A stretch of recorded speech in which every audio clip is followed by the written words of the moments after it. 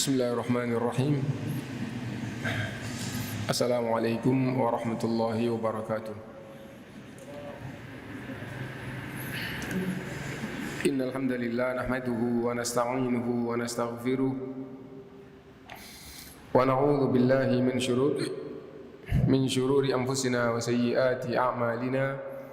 Man yahdihillahu fala mudilla lahu wa man yudlil fala hadiya lahu. وأشهد أن لا إله إلا الله وحده لا شريك له وأشهد أن محمدا عبده ورسوله يا أيها الذين آمنوا اتقوا الله حق تقاته ولا تموتن إلا وأنتم مسلمون يا أيها الناس اتقوا ربكم الذي خلقكم من نفس واحدة وخلق منها زوجها وبث منهما رجالا كثيرا ونساء واتقوا الله الذي تساءلون به والأرحام إن الله كان عليكم رقيبا يا أيها الذين آمنوا اتقوا الله وقولوا قولا سديدا يصلح لكم أعمالكم ويغفر لكم ذنوبكم ومن يطع الله ورسوله فقد فاز فوزا عظيما أما بعد فإن أصدق الحديث كتاب الله وخير الهدي هدي محمد صلى الله عليه وسلم وشر الأمور محدثاتها وكل محدثة بدعة وكل بدعة ضلالة وكل ضلالة في النار.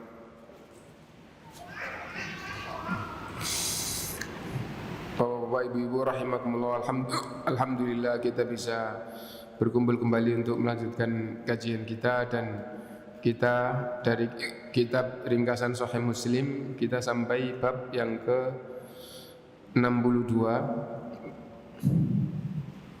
bab Islam didirikan di atas 5 dasar. Hadis nomor 62 di dalam kitab ringkasan kitab kita. An Ibni Umar radhiyallahu anhuma anin Nabi sallallahu alaihi wasallam qala buniyal Islamu ala khamsin syahadati buniyal Islamu ala khamsin ala ayyi wahidullaha wa iqamis salati wa ita'iz zakati wa siyami Ramadan wal hajj. Faqala rajulun al hajju wa siyamu Ramadan, qala la siyamu Ramadan wal hajj. Hakadha sami'tuhu min Rasulillah sallallahu alaihi wasallam.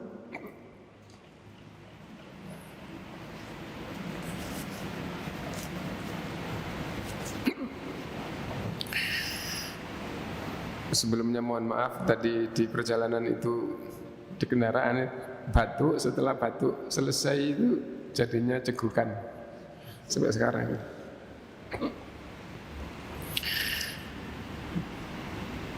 Bapak-bapak, ibu-ibu rahimakumullah, kita fahami bersama hadis ini. Hadis ini sangat masyhur dan ada hikmah sedikit ya. Pelajaran di dalam Islam itu bab yang paling pokok itu diajarkan di TK.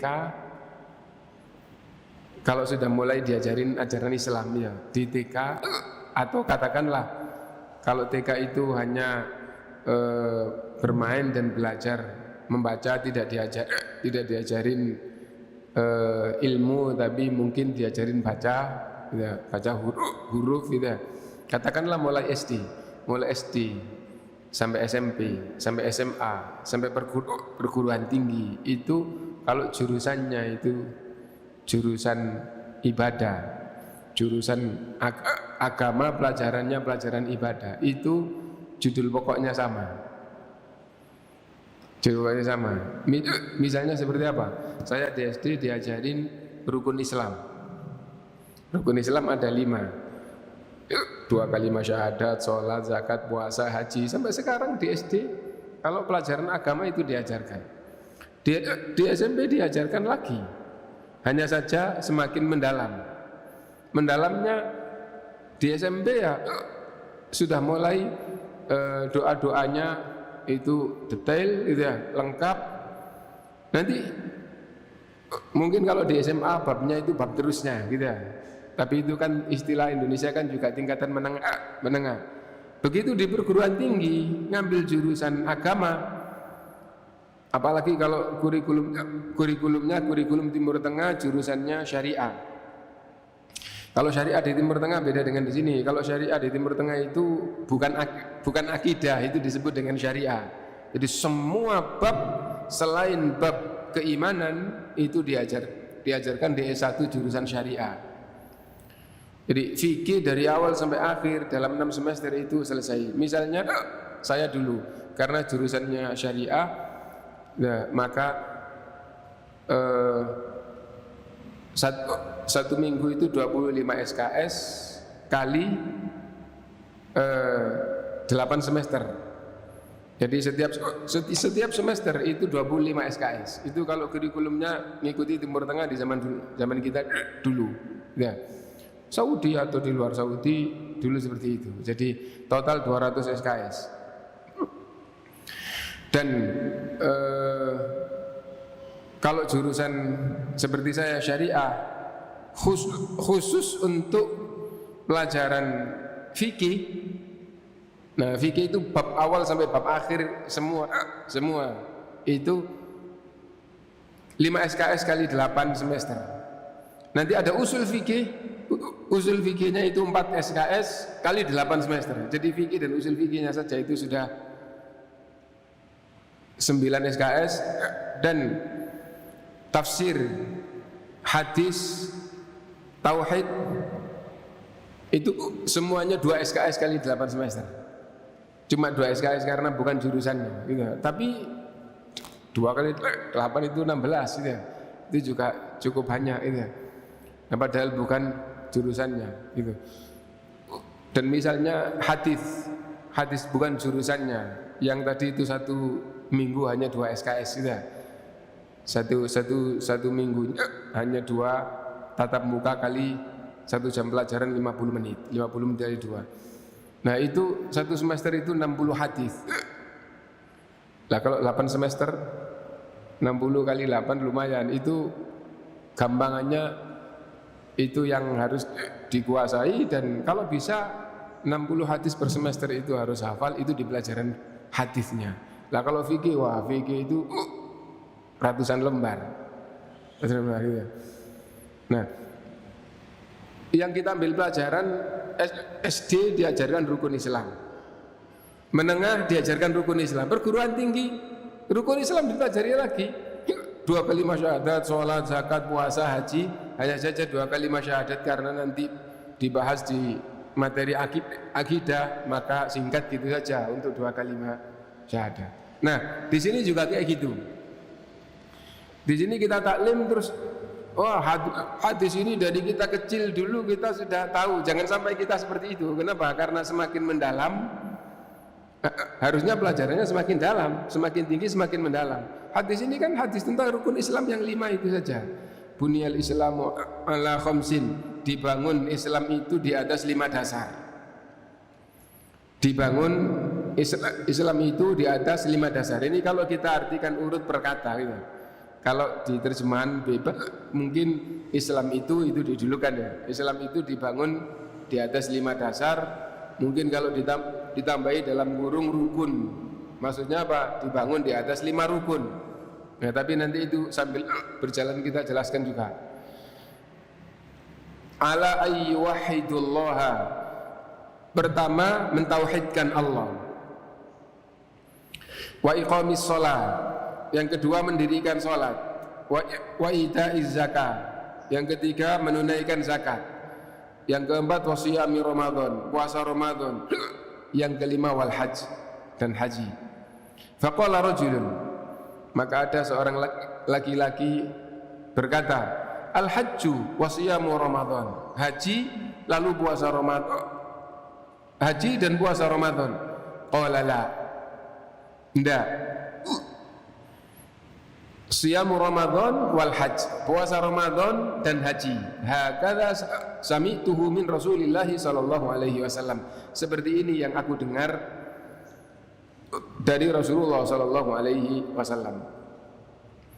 Ibnu Umar radhiyallahu anhuma, anaknya Umar bin Khattab radhiyallahu an,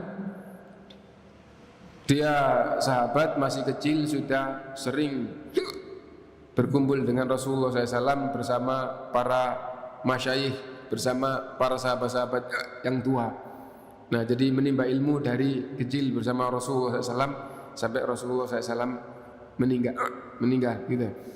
Dan bapaknya adalah min khulafair rasyidin yang kedua gitu.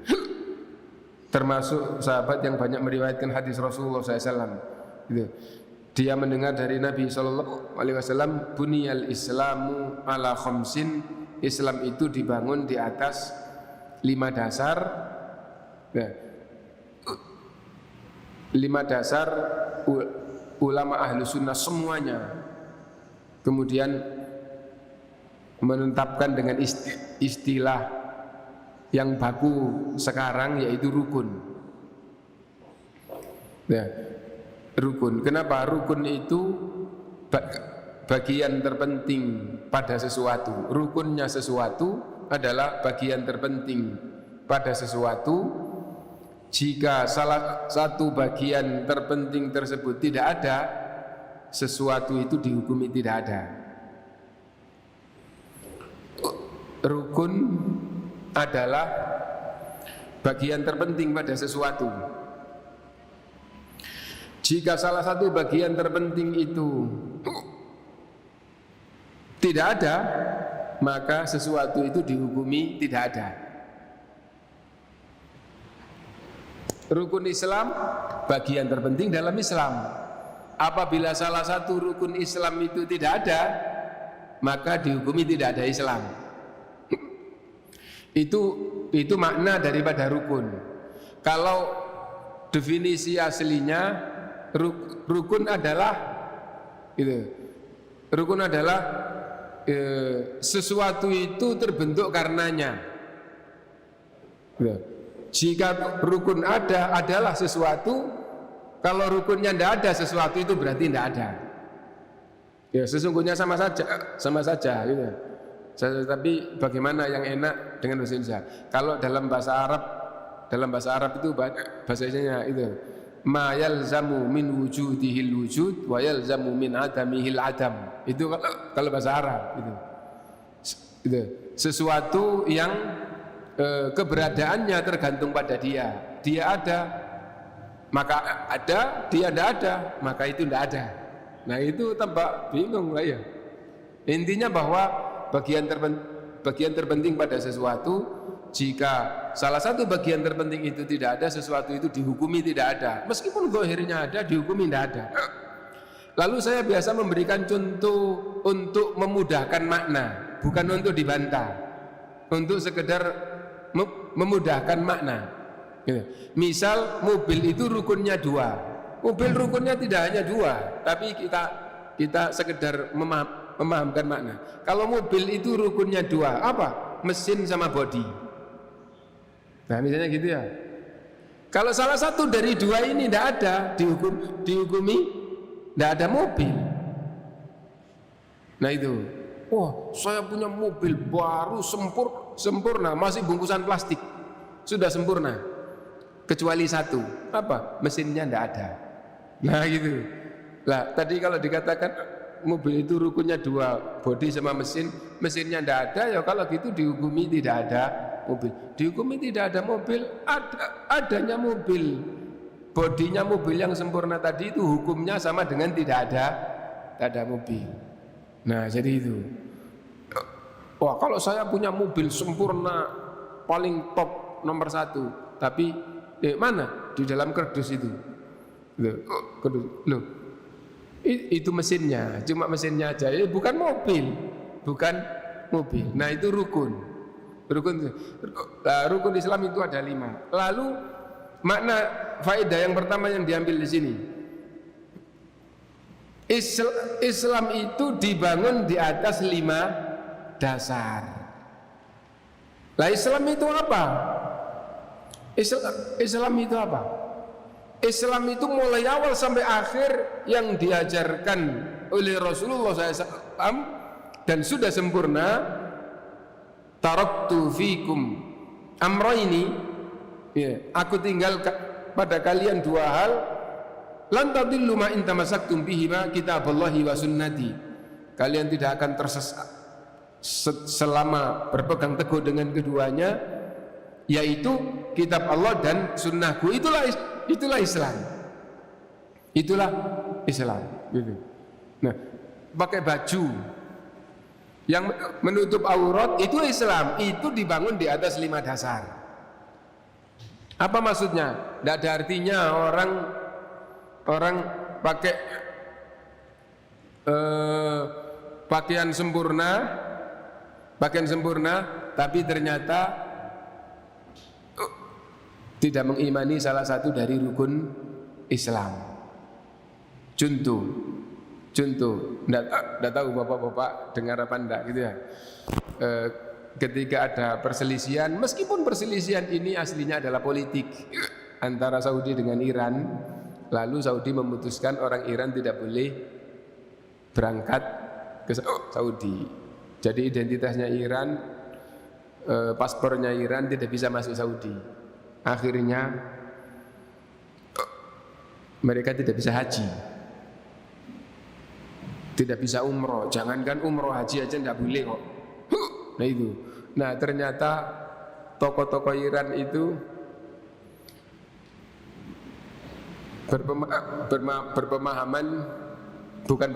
menyampaikan kepada kaumnya bahwa ziarah sekali di Karbala ta'dilu alfa hajjah, gitu ya, senilai dengan 1000 haji. Awalnya gitu, ta'dilu hajjan, awalnya gitu, ziarah ke Karbala itu sama seperti haji. Begitu. Habis itu ada lagi itu ziarah Karbala itu ta'dilu mi'ata hajjah, itu senilai 100 haji, 1000 haji, 1 juta haji, tidak bisa diukur dengan haji, sampai kayak gitu. Dan itu awalnya saya juga dikasih tahu sama siapa nggak tahu ya, masuk di WA terus ada kayak gini itu, ternyata umum. Kalau dibuka subhanallah, betul-betul fitnah gitu. Nah itu dicekokkan kepada umatnya. Itu dicekokkan itu maksudnya didoktrinkan kepada kaumnya, kepada umatnya gitu. Jangan dikira itu tidak bisa masuk, mendarah daging. Loh, itu kalau seandainya dari kecil lingkungannya, dari kecil doktrin kayak begitu, itu bisa mendarah daging. Buktinya apa? Buktinya nikah mut'ah. Ya, fitrah manusia, tidak akan ada ibu yang ridho, tidak akan ada bapak yang ridho putrinya, apalagi umurnya 10 tahun, antara 10 sampai 15 tahun gitu ya. Terus dimut'ah meskipun oleh, misalnya kalau di sini itu camat atau bupati, misalnya di sini ya, dimut'ah berapa seminggu. Ada orang tua anak yang ridho kayak gitu. Kalau itu sudah dicekokkan dari awal, akhirnya anaknya pun berpemahaman ini jihad, inilah jalan masuk surga. Orang tuanya ridho kayak gitu. Kenapa? Ini jalan masuk surga. Nah jadi kayak gitu. Itu yang betul-betul bukan masalah keimanan saja, tapi itu masalah akal, masalah fitrah, masalah lingkungan. Itu semuanya menolak apabila masih benar. Nah itu. Nah ternyata, nah sekarang kita ambil begini. Apabila ada orang yang hijabnya sempurna, haji ke Mekah itu tidak wajib, gitu ya. Kenapa? Karena barangkali Syiah di Indonesia atau di tempat lain pun barangkali punya pikiran gitu. Ya, buktinya pusatnya di Iran, terus mereka tidak wajib. Nah jadi itu, ya barangkali saja kan saya tidak tahu ajaran Syiah kayak apa, gitu. Nah kalau orang itu hijabnya sempurna, tapi rukun Islam itu ada yang tidak diimani, maka sesungguhnya itu bukanlah Islam dan tidak ada artinya Islam yang dibangun di atas dasar yang bukan dasar Islam. Kenapa? Rukun itu apabila salah satu bagiannya tidak ada, maka itu dihukumi tidak ada. Nah itu sekedar contoh ya. Intinya buniyal Islamu ala khamsin, Islam itu dibangun di atas 5 dasar. Jadi misalnya begini, akad nikah, nah diajarkan di dalam Islam. Akad nikah pun dibangun di atas 5 dasar. Semua ajaran Islam, Al-Quran dari awal sampai akhir, baik ibadah, akhlak, muamalah, munakahah pernikahan atau rumah tangga, atau tahkim penegakan hukum, semuanya harus dibangun di atas 5 dasar. Nah, buniyal Islamu ala khams. Kemudian yang pertama ala ayyuwahidullah, yaitu mengisahkan Allah. Mengisahkan Allah. Harus mengisahkan Allah SWT. Apa mengisahkan Allah? Meyakini Allah itu Esa. Meyakini Allah itu Esa dalam hal apa? Dalam 3 hal. Dalam bab ketuhanan, dalam bab sesembahan, dalam bab nama-nama dan sifat-sifat Allah. Nah, jadi harus dibangun di atas mengisahkan Allah SWT. Mengisahkan Allah dalam bab ketuhanan, apa maksudnya? Berpemahaman ada Tuhan selain Allah, maka sudah otomatis kafir. Otomatis kafir. Kafir itu tidak percaya bahwa, artinya kafir itu tidak percaya. Maksudnya di dalam Islam tidak percaya bahwa Allah satu-satunya Tuhan. Itu yang pertama di sini, gitu.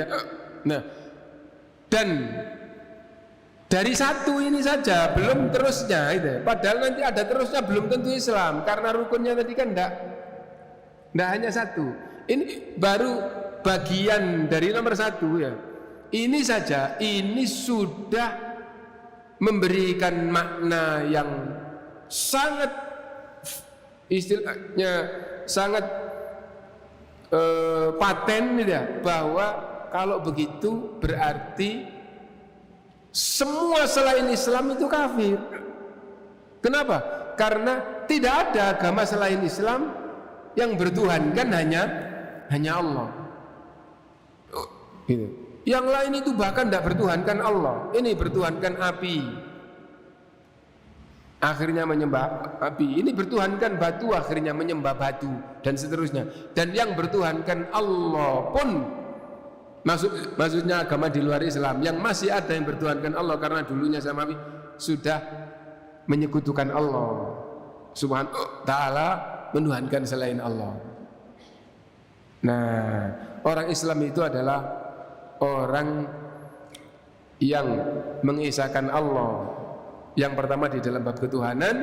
Kalau dia tidak mengisahkan Allah dalam bab ketuhanan, maka dia kafir, bukan termasuk Islam. Dan semua selain Islam adalah kafir.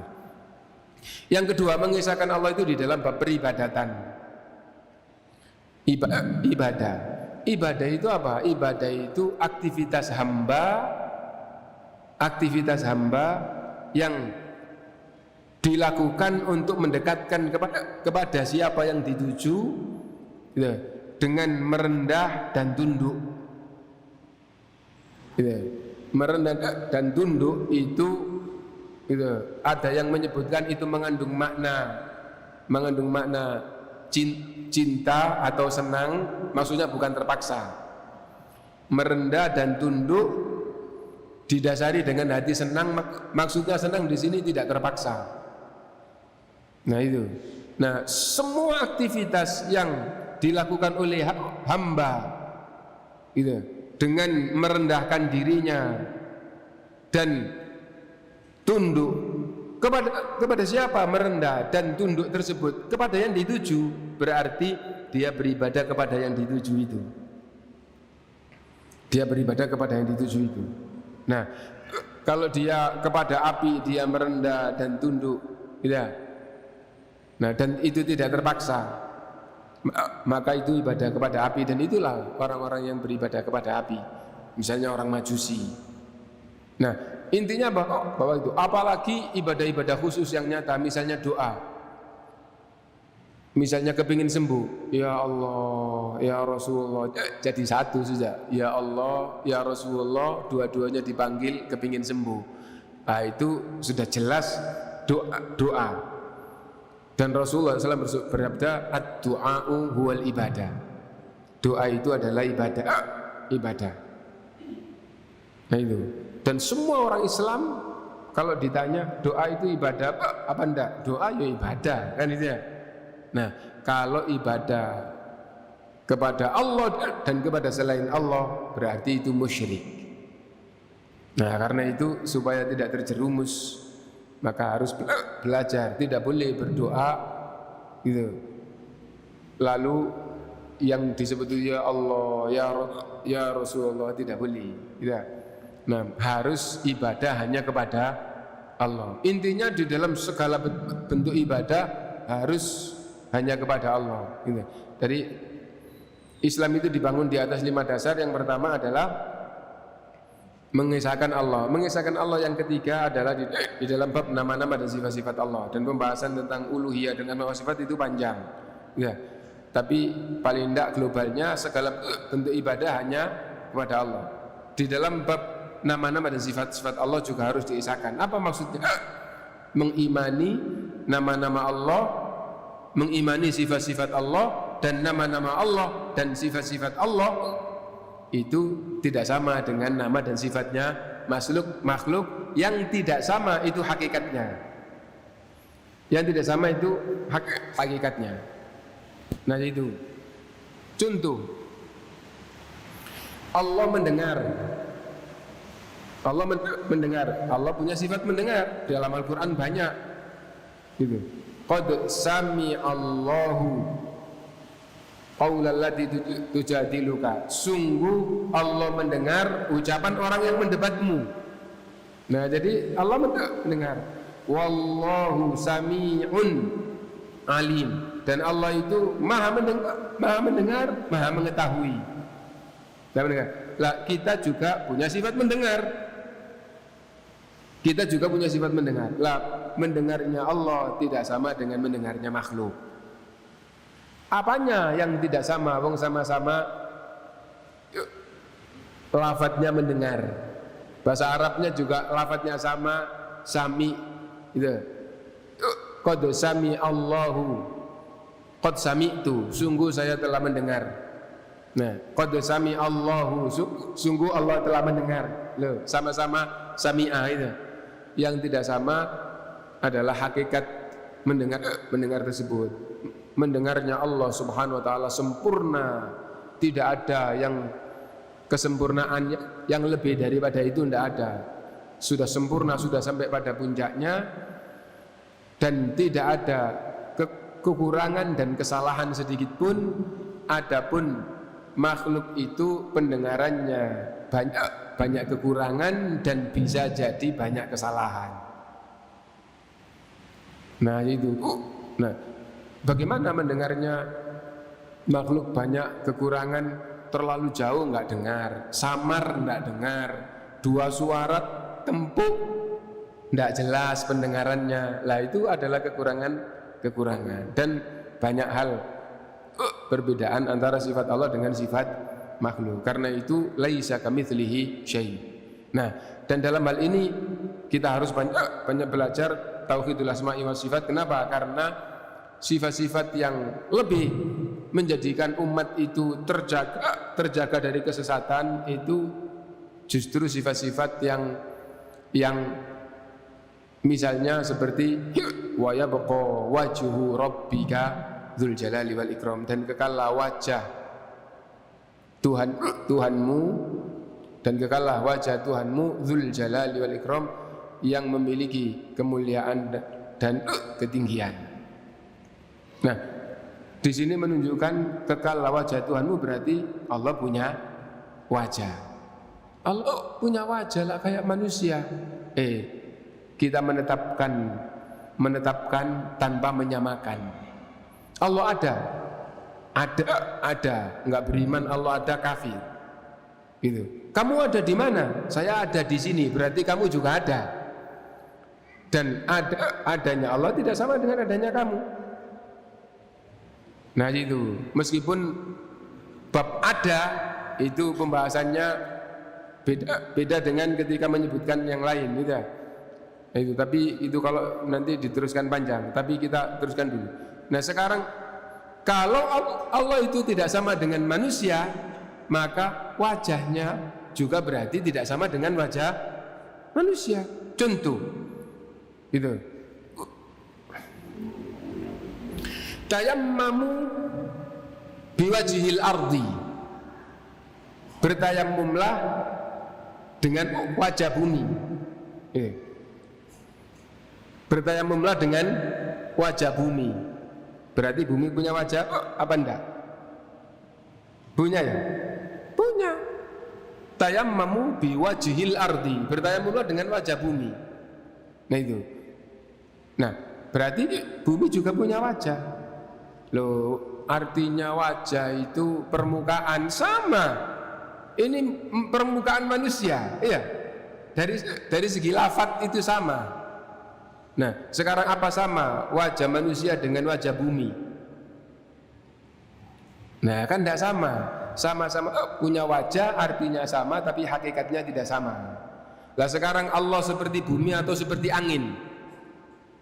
Tidak seperti bumi, tidak seperti angin. Seandainya seperti angin, terus angin itu punya wajah, gimana wajahnya? Nah, tinggal kamu percaya apa enggak. Kamu nggak bisa lihat secara kasat. Allah memberitahu, kamu percaya apa enggak. Nah, sekarang Allah berfirman tentang dirinya, wa yabqa wajhu rabbika dzul jalali wal ikram, dan kekallah wajah Tuhanmu gitu, yang maha tinggi lagi maha mulia. Dan karena Allah tidak seperti makhluk, maka wajahnya juga tidak seperti wajah makhluk. Nah itu. Nah, insya Allah menjadi jelas ya. Nah, intinya bahwa dasar Islam adalah tauhid, wa iqamis shalah, dan dasar Islam yang kedua adalah sebentar ada faedah lagi di sini. Di hadis yang lain itu, buniyal Islamu ala khamsin, syahadati alla ilaha illallah wa anni Rasulullah, wa anni, dan sesungguhnya Muhammad sallallahu alaihi wasallam Rasulullah, adalah utusan Allah Subhanahu wa taala. Lah, kenapa di sini tidak ada?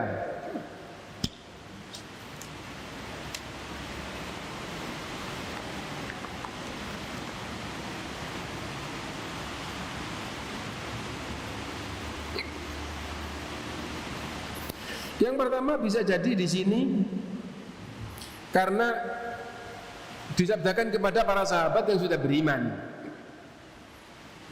beriman, gitu. Sehingga itu tidak disebut. Dan di hadis yang lain sudah disebutkan, para sahabat sudah paham semuanya, bahwa intinya adalah mentauhidkan Allah Subhanahu wa taala, dan dikaitkan atau dilengkapi dengan hadis yang lain. Maka mengisahkan Allah di sini tidak cukup. Ya, kenapa? Karena kalau dia itu tidak beriman bahwa Muhammad sallallahu alaihi wasallam adalah utusan Allah, maka dia juga tidak diterima Islamnya. Karena itu hadis yang satu dengan hadis yang lain harus saling melengkapi. Gitu. Nah, Karena itu kalau ada orang yang mengikrarkan 2 kalimat syahadat, maka kalau ada orang yang mau masuk Islam tidak cukup hanya dengan bersyahadat tauhid, dia harus juga bersyahadat Rasul. Asyhadu an la ilaha illallah wa asyhadu anna Muhammadar Rasulullah. Gitu. Buktinya adalah Mu'adz bin Jabal radhiyallahu anhu setelah Fathu Mekah diutus oleh Rasulullah untuk pergi ke Yaman mendakwakan Islam, dan Rasulullah SAW berpesan, kamu akan mendatangi kaum ahli kitab. Maksudnya mereka itu orang-orang yang berilmu, dan awalnya mereka beragama dengan agama yang Allah turunkan, tapi sudah banyak yang berubah. Nah, karena itu Rasulullah SAW menyampaikan, kamu akan mendatangi orang-orang ahli kitab. Falyakun awwala ma tad'uhum ilaihi syahadatu an la ilaha illallah wa anni rasulullah. Maka jadikan awal dakwahmu adalah agar mereka bersaksi tidak ada yang berhak disembah selain Allah dan saya adalah utusan Allah. Ya. Nah, dan Rasulullah SAW bersabda, la yasma'u bi ahadun yahudiyyun aw nasraniyyun summa lam yu'minu bi illa kana min ashabin nar. Tidak ada seorang pun, baik dia Yahudi maupun Nasrani, dan dua-duanya adalah ahli kitab, sudah mendengar kerasulanku tapi tidak beriman bahwa aku adalah utusan Allah, maka dia jadi ahli neraka. Karena itu beriman bahwa Muhammad adalah utusan Allah itu dimasukkan di sini berdasarkan dengan dalil yang lain, gitu ya. Wa iqamis shalah, dan dasar Islam yang kedua adalah mendirikan sholat, dan mendirikan sholat itu adalah amalan di dalam Islam yang paling tinggi. Jadi yang pertama adalah masuk Islam dengan mengikrarkan satu-satunya Tuhan yang benar, satu-satunya yang berhak disembah hanya Allah. Setelah itu amalan yang paling tinggi adalah sholat. Amalan yang paling tinggi adalah sholat. Bahkan tidak pakai amalan. Setelah melakukan ikrar 2 kalimat syahadat masuk Islam, setelah itu yang paling didahulukan adalah sholat. Loh, bukan beriman kepada malaikat-malaikat Allah, kitab-kitab Allah, rasul-rasul Allah, hari akhir, dan qada dan qadar dulu rukun iman. Jawabannya, apabila itu belum muncul, maka orang yang dari luar Islam masuk Islam setelah mengikrarkan 2 kalimat syahadat, nah, maka yang paling penting bagi dia adalah sholat. Nah, jadi itu. Nah, setelah itu apa? Setelah itu diperintah untuk belajar, atau yang beragama Islam diperintah untuk mengajari dia. Apa yang lebih mendesak itu yang didahulukan, apa lebih mendesak itu yang didahulukan. Dan ketika di bulan Ramadan, maka itu berarti mendesak.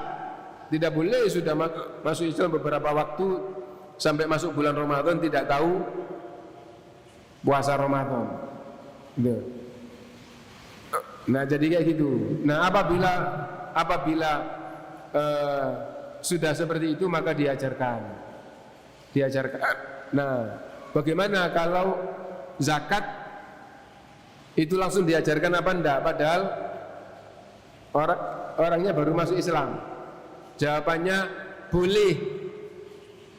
Tidak diajarkan sampai satu tahun. Boleh tidak diajarkan sampai 1 tahun, kecuali apabila dia sendiri yang belajar, kemudian oh ada syariat kayak begini. Nah, itu apa maksudnya? Maksudnya orang yang dekat dengannya harus mengajarkan Islam, dan apa yang diajarkan yang lebih mendesak itulah yang lebih dulu untuk diajarkan. Nah, jadi misalnya begini, dalam pembahasannya ternyata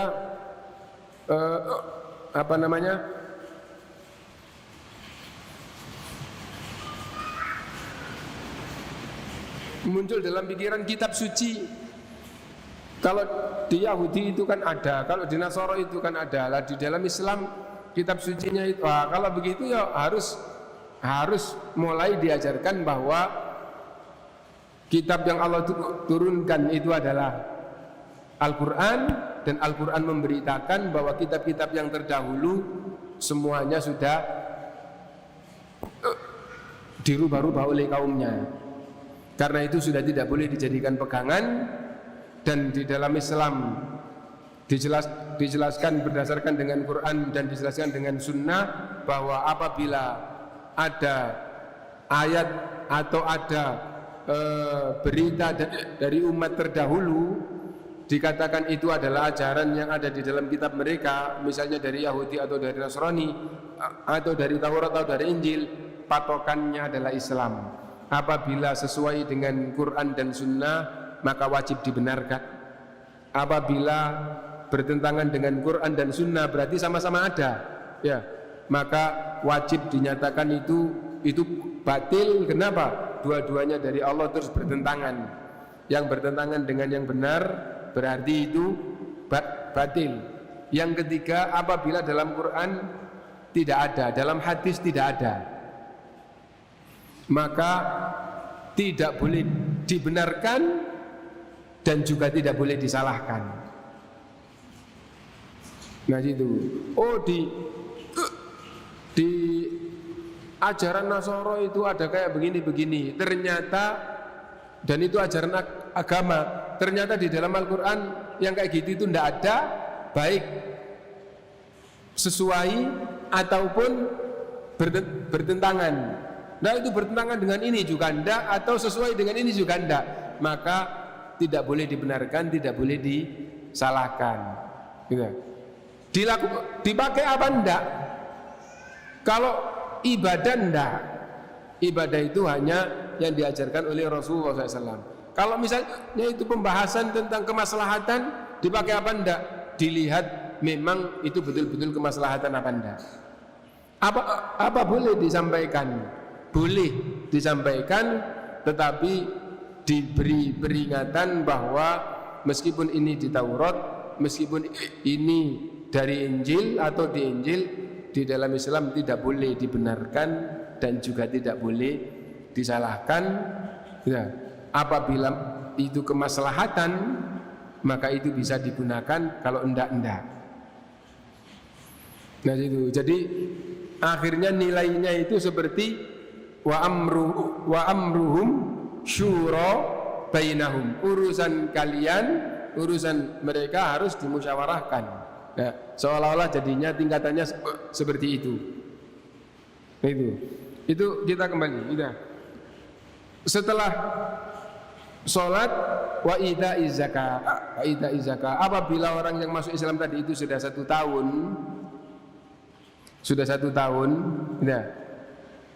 nah terus diketahui bahwa dia sudah mampu, maka itu berarti sudah mendesak, tidak boleh ditunda, tidak boleh nah, itu.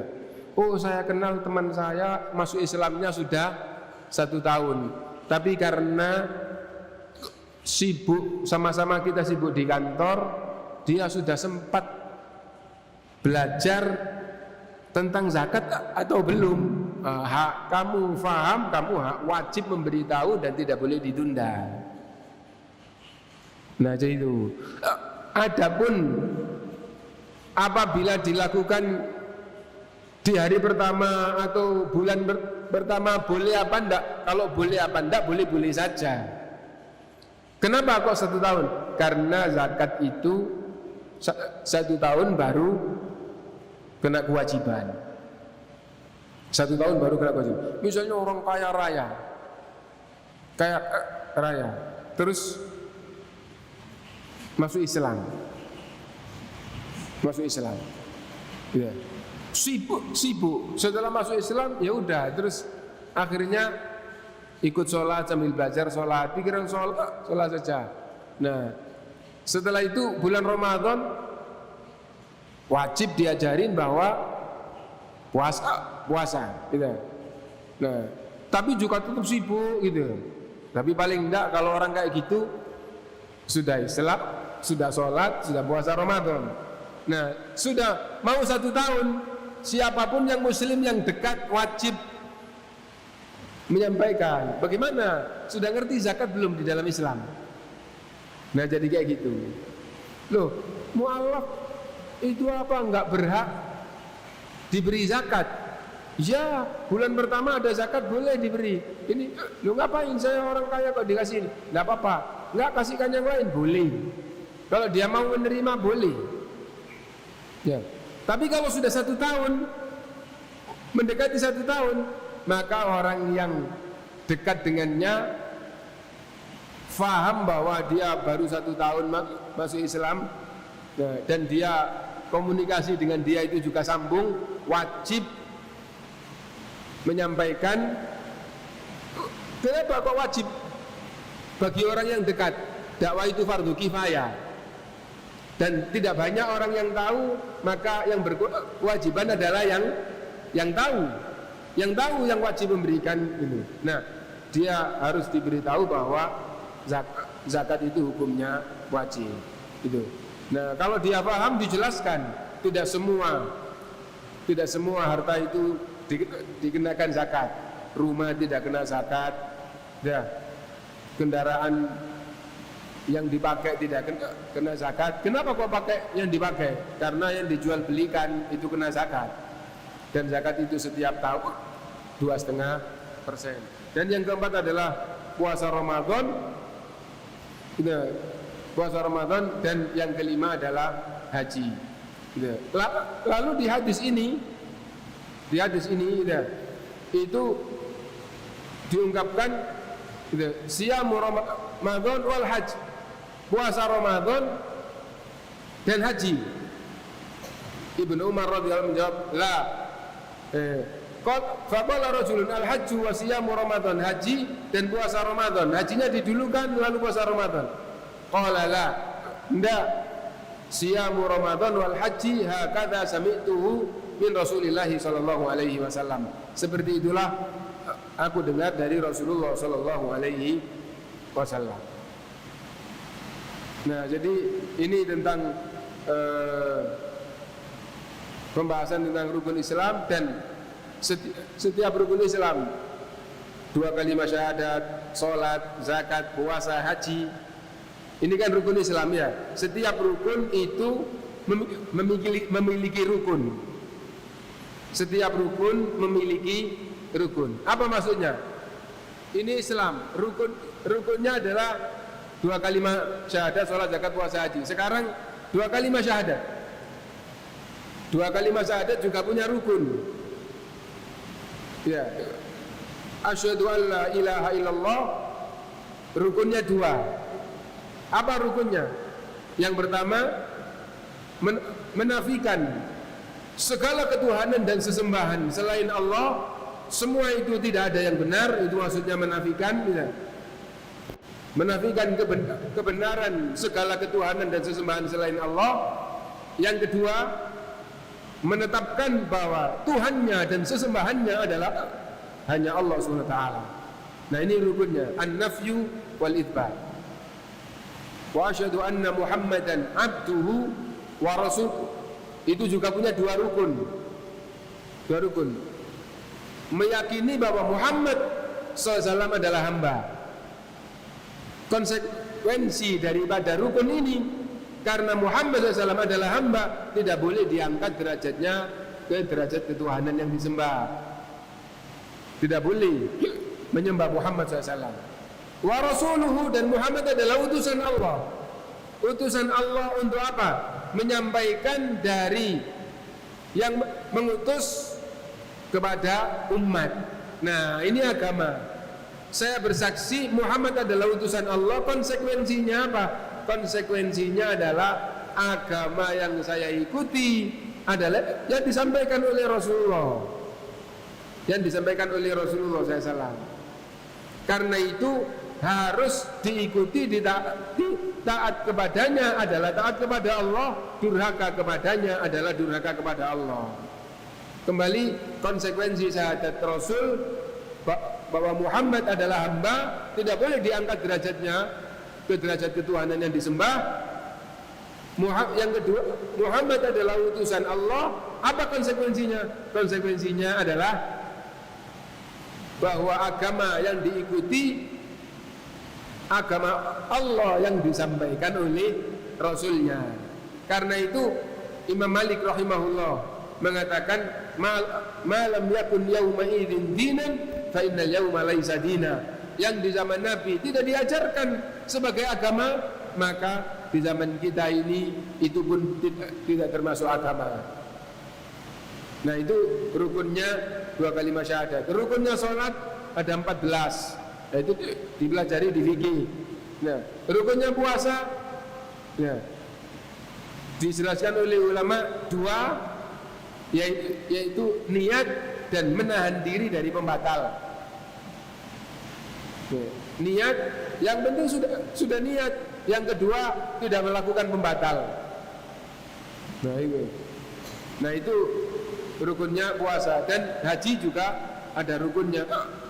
Ada rukunnya. Nah, mungkin itu dulu. Dan saya sendiri dengan cegukan ini terasa. Nah, itu dulu. Kalau ada yang mau ditanyakan, monggo dipersilahkan.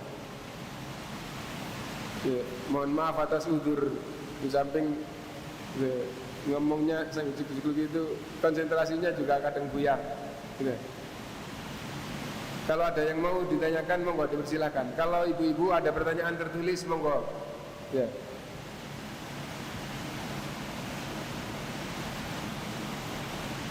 Bapak-bapak nggak ada yang mau ditanyakan? Kalau tidak ada, mohon maaf, kita akhiri dulu.